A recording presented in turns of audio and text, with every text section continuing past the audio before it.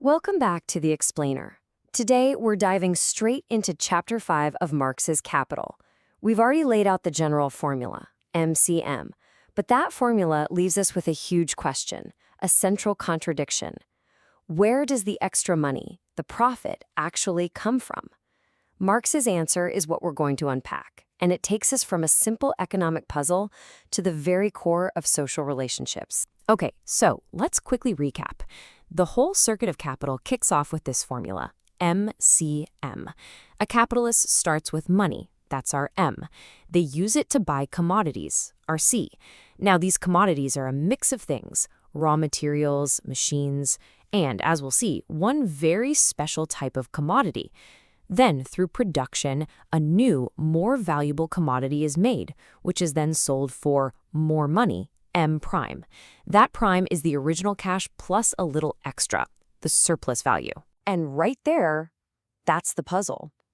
It's a pretty profound one. If, in a fair market, everything is exchanged for its equal value, how can M prime consistently end up being bigger than M? Where is the surplus value being born? As Marx points out, it can't just appear out of thin air, right? So, to solve this, he starts by looking at the most obvious place. And that most obvious place, the most intuitive spot to search for this new value, is the marketplace, what Marx calls the sphere of circulation. You know, the world of buying and selling, of commerce. It seems like the logical starting point. The problem is, this sphere of circulation has a fundamental rule, the exchange of equivalents. In theory, things are traded at their actual value.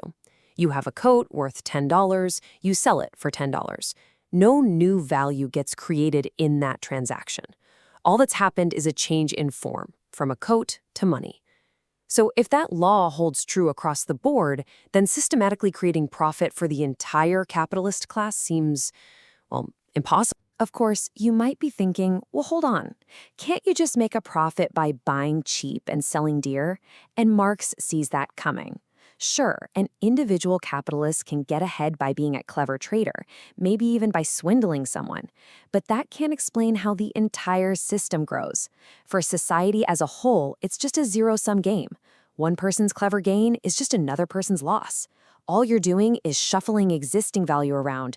You're not actually creating any new value. And other thinkers at the time, like the American economist George Opdyke, basically said that for commerce to even work, you had to have unequal exchange. For them, profit was just the result of buying low and selling high.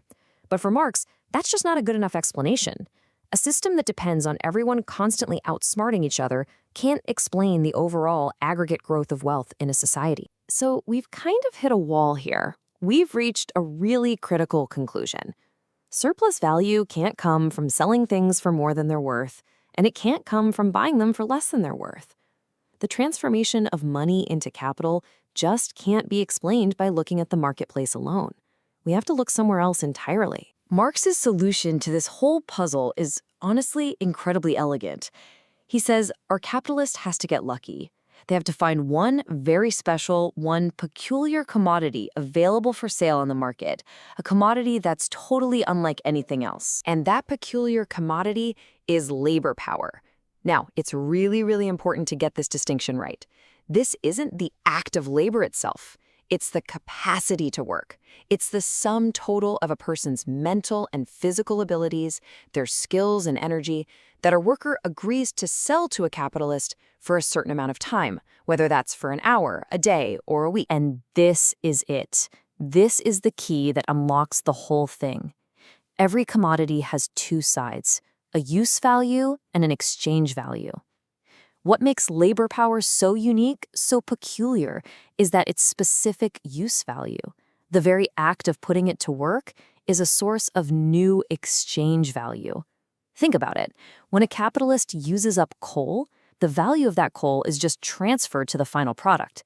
But when a capitalist consumes labor power, new value is actively, genuinely created. This slide gets to the absolute core of the argument. It's a pivotal distinction.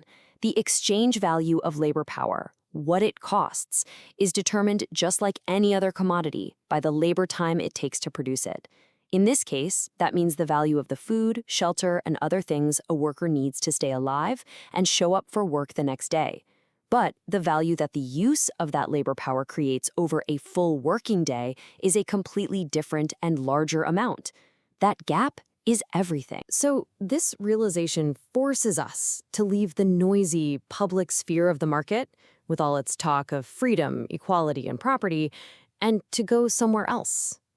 We have to enter what Marx calls the hidden abode of production. We're moving from the storefront to the factory floor. And inside this hidden abode, we see how it all works. First, the capitalist buys labor power for its value, which is the wage. Okay, step one. Then, for part of the day, the worker labors and produces enough value to cover that wage. Marx calls this necessary labor time. But the deal isn't over. The contract says the worker has to keep working for the rest of the day. And that extra time, that is surplus labor time. It's in this extra time that the worker creates value they aren't paid for. That is surplus value. That is the profit. This timeline really helps visualize it. The working day is basically split in two. You've got the necessary labor time, where the worker is essentially working for themselves, creating the value of their own paycheck. And then you have the surplus labor time, where they're performing unpaid work for the capitalist. And you can probably guess the exact length of that surplus labor time becomes a major point of conflict. Marx does something really powerful here. He actually gives the laborer a voice to spell out the real deal. It's as if the worker is saying, listen, the thing I sold you, my ability to work, it's different from everything else on the market. Its use creates more value than it costs. That is the very reason you bought it. It's not a trick. It's the fundamental basis of the whole arrangement. All right, so now that we've seen what happens inside the factory, we can step back out and look at that full circuit again. M, C, M prime. And now we can finally resolve that initial contradiction. Where M prime comes from is no longer a mystery. The whole picture is now clear. It's a journey between two different spheres. You start and end in the sphere of circulation, buying commodities and then later selling the finished product. But the crucial, transformative moment, the change from C to a more valuable C prime, that happens outside the market. It happens in the sphere of production. That's where surplus value is created. It's only when you go back to the market that this new value is finally realized as cold, hard cash. And this, really, is the final, crucial takeaway. By solving what seems like a dry, logical, economic puzzle, Marx believes he's uncovered something much, much deeper. The source of profit, in his analysis, isn't some clever accounting trick. It's rooted in a fundamental social relationship. The split between those who own the means of production and those who have nothing to sell but their capacity to work. A relationship that, he argues, shapes the very world we live in.